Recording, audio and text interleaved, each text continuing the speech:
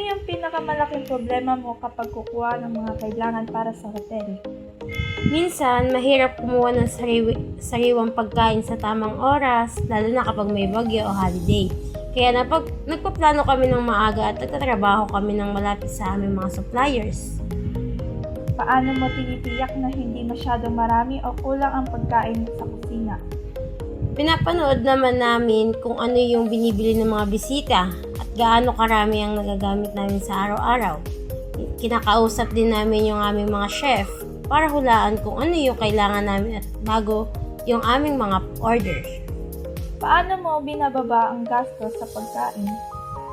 Sinusubukan namin bumili sa malapit na tindahan kapag maaari. Ginagamit namin lahat ng binibili namin at tinuturuan namin yung mga tauhan na huwag magsayang ng pagkain. Paano mo pinipili yung mga kumpanyang nagbibigay sa inyo ng mga kailangan? Pinipili namin yung mga kumpanyang mapagkakatiwalaan, may magandang kalidad at nagpapahiram ng patas na presyo. Gusto rin namin yung mga suppliers na madaling kasama sa trabaho at naghahatid sa tamang oras. Ano yung pinakamahalagang bagay kapag mamahala ng mga kailangan ng hotel? Tinitiyak namin na mayroon kaming lahat na kailangan para masiyahan yung mga bisita.